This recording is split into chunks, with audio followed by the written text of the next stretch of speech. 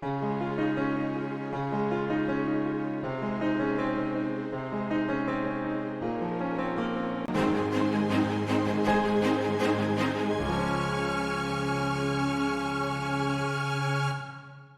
línguas na igreja. Vamos só pegar aqui alguns, porque não vai dar para ler que é grande. Vai, 20, começa. 20. Que fareis, pois, irmãos, quando vos ajuntais? Isso. Cada um de vós tem salmo, tem doutrina, tem revelação, tem língua, tem interpretação. Faça-se tudo para edificação. E se alguém falar língua estranha, faça-se isso por 2 ou quando muito 3. É aqui. Para aí. Pronto, é bem aqui. Um irmão mandou essa pergunta aqui para mim. Pastor, tem uma questão, me explique. Se alguém falar em uma língua estranha, que a falem somente 2, quando muito, 1 de cada, e que haja. Depois Paulo diz, se não houver intérprete, fique calado aonde? E fale com quem? Diante disso, eu como aluno pergunto, por que então vários falam língua no meio da igreja de uma só vez? Bora, passa aqui. Bora, diz. Por que que Paulo... Entendeu? Paulo está dizendo que na igreja, 1 ou 2 fale por sua, quando há, e se não houver intérprete, cale-se. Vamos lá. Para ter organização, né? Tem que ter organização no culto. Quando todo mundo está falando línguas estranhas, aí ninguém vai entender nada. Mais de vocês querem participar? Que nós vamos responder essa pergunta dele aí, ok? Em relação às pessoas que falam, pastor, eu acho que mesmo para demonstrar espiritualidade, ou tentar demonstrar espiritualidade no culto ali, né? Aí várias pessoas começam a falar ao mesmo tempo. E muitas vezes também, dentro do culto, é emocionalismo, porque vê o outro falando, e aí vira toda essa, como o irmão falou aqui, irmão César, né? Eles começam a falar e ninguém vai entender nada. Nós temos 2 dons aí. Nós temos primeiro o dom de variedade de línguas, que esse dom de variedade de línguas, lá vai, é um dom específico de exaltar a bondade e uma adoração para aquele que recebe, transmitir à igreja. Ok? Aí é o seguinte, esse dom não é para todos os crentes. Nem todos os crentes têm esse dom. É aqui que eu quero falar. Prestem bem atenção, porque nós vamos dizer alguma coisa aqui que muitos pentecostais vão se assustar. Está filmando aí? Muitos pentecostais vão se assustar hoje. Paulo não está dizendo que é para todo crente na igreja falar língua estranha. Não é isso. Paulo está tratando aqui sobre o dom de variedade que nem todo crente tem. Aqui o apóstolo São Paulo, viu, meu irmão? O apóstolo São Paulo, ele não está tratando desses movimentos que nós temos hoje, que todo crente pula e fala língua estranha ao mesmo tempo. De maneira nenhuma. Quer ver como eu vou falar isso na Bíblia? Atos.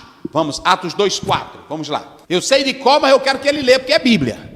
E todos foram cheios do Espírito Santo. Eita, que é bom a Bíblia. E todos foram cheios do Espírito Santo. E começaram a falar em outras línguas, conforme o Espírito Santo lhes concedia que falassem. Hein? Qual é a diferença aí entre Atos e Corinto? Já observaram agora? O que fez vocês notarem aí? Em Atos acontece o quê? E todos falam ao mesmo? Pronto, todos começaram lá no cenáculo onde eles estavam orando, todos falaram línguas estranhas. Pronto, eles receberam o batismo com o Espírito. E qual foi o sinal físico? Pronto, todos falaram língua estranha. Eles não estão em culto público.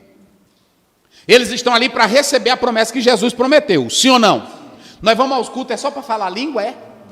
Pronto, nós vamos ao culto, é para adorar a Deus e ouvir o quê? A palavra proclama. Aí Paulo diz que no meio da igreja pode entrar um descrente e de repente, se ele vê todo mundo só falando língua estranha, ele vai entender alguma coisa. Mas se alguém estiver falando língua, o dom de línguas, e o Espírito Santo usar um intérprete, aquilo ali vai chamar a atenção do incrédulo. Não é assim? Revelará o segredo do seu coração. Agora olha para cá, olha para cá. A pergunta do irmão está certa. Aqui, Paulo não está legalizando que a igreja deve se reunir todo mundo para falar línguas. No culto aqui ele está tratando do dom de variedade de línguas, que nem todo crente. Aí Paulo diz, e quando um for usado com esse dom, controle-se. Eita, mas é bom a Bíblia, irmão. Cada um na sua. Aí entra a questão da ordem. Agora eu vou dizer para você que está me ouvindo bem aqui. Está filmando aí direito? Sabe o que acontece hoje? A maioria, eu digo sem medo de errar, eu sou pentecostal, sou batizado com o Espírito Santo. Um dia desse, aí o irmão perguntou na live por que ele não me viu falando línguas. Porque a língua estranha é um mistério entre eu e Deus, não é entre eu e a comunidade. Só que o maior problema é que muitos falam línguas para quererem exibir espiritualidade. Língua estranha é um segredo entre eu. E se eu estiver na igreja, eu pergunto para vocês, e se o Espírito Santo me usar, eu posso falar línguas? Na igreja eu posso falar? Sim. Agora o que foi que Paulo disse? Se não tiver intérprete, fique caladinho, fique aqui com você. Pronto, essa é a doutrina pentecostal. Agora nós vamos dizer a verdade. Muita coisa nós erramos. Hoje tem, pode falar aí. Fala aí, senão o povo não escuta. Gente, eu já ouvi crentes dizendo que quando o Espírito Santo toma ele não se controla. Não existe essa. O Espírito Santo me pegou, eu estou descontrolado. Inclusive aí no texto Paulo diz, o Espírito do profeta, não é o Espírito Santo, é o Espírito do...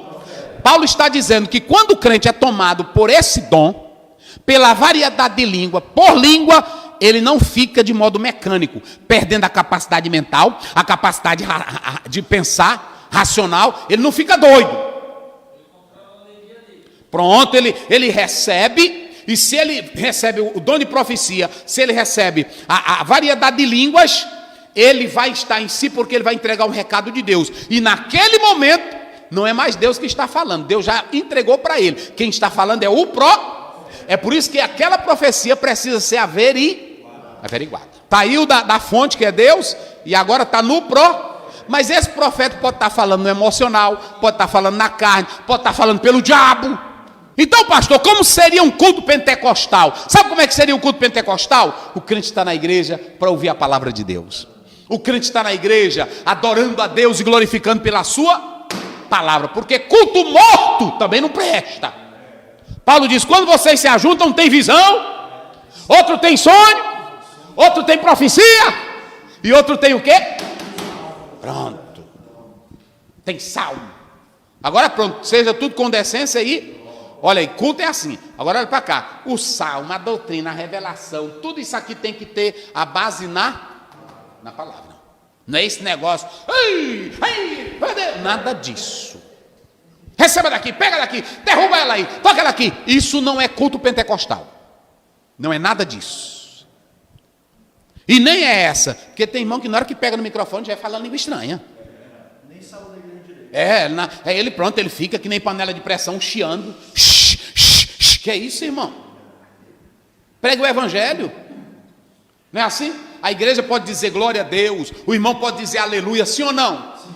E ele pode até falar em mistério com Deus ali quietinho, sim ou não? Agora a maioria de movimento hoje é para exibir o quê?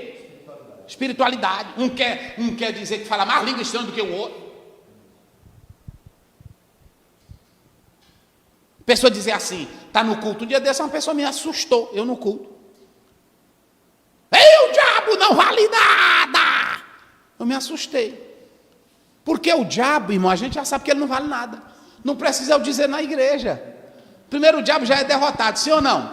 Nós temos um bocado de coisa que eu mesmo não faço. Mas tem, irmão, pisa na cabeça dele, pisa na cabeça do diabo. O diabo foi derrotado, não foi por ti não, foi derrotado, foi por Jesus. Está lá em Romanos 16, 20. Então preste bem atenção que eu vou dizer aqui, hoje, essas histórias, esses cultos pentecostais que estão acontecendo hoje, essas ilusões, pisa na cabeça dele, derrama azeite nele, joga. Irmão, isso é tão absurdo, eu estava lendo aqui o livro do pastor Elinaldo, ele fala da urina santa. A pessoa que diz que é tão ungida que ela pegava e saía mijando nos lugares na cidade, marcar território, porque aquela urina era santa. Aí é por isso que tem muita gente que não crê hoje, mas no evangelho por causa dessas essas asneiras. Não é assim? Essas bobagens. Urinar. É o rugido do leão. É a unção do riso. É irmão entrar no culto. Isso é palhaçada. Isso não é poder de Deus. Eu imagino que se Paulo tivesse vivo hoje, e se ele viu o absurdo nos crentes lá de Corinto, agora imagine se hoje ele estivesse vivo. Eu não sei nem como é que ele ia escrever a carta dele. É cai, é dente, é derruba. Isso não é poder de Deus e não é Pentecoste. Não é poder de Deus e não é Pentecoste. Tem nada a ver com isso aí. Então, as línguas estranhas na igreja, elas podem acontecer. Agora, vocês agora fizeram a distinção do dom da variedade de línguas para a interpretação.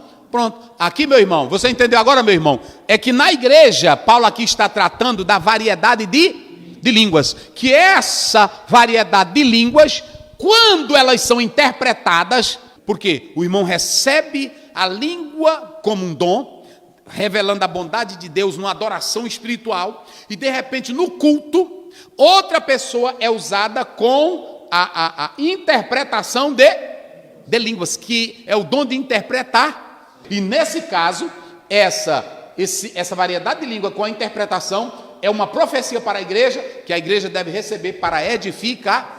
Mas se o irmão estiver falando aqui essa língua estranha e não houver intérprete, o que ele tem que fazer? Então pronto. Agora, a partir de agora, nós entendemos que variedade de línguas é um dom que nem todo crente tem. Então, se nem todo crente tem, é para todo crente falar língua? Não. No culto é para todo mundo bagunçar? Não. Paulo diz, se você estiver só falando língua estranha, faça o quê? Fique calado e fale consigo mesmo, sem exagero. Ei, irmão, tem exagero demais. Eu não vou nem falar aqui porque tem irmão que até me critica, mas tem exagero. Eu vejo pregador que está o tempo todo aqui sentado, ele não dá um glória a Deus, ele não dá um aleluia. Aí na hora que ele diz, vamos ouvir aqui o irmão, não é assim? Aí ele diz, na hora que eu cheguei aqui, que é isso? Eu já vi crente que você está aqui, ele está adorando a Deus. Tem irmão que diz assim, não, mas cada um tem um controle. Não é assim não, meu irmão.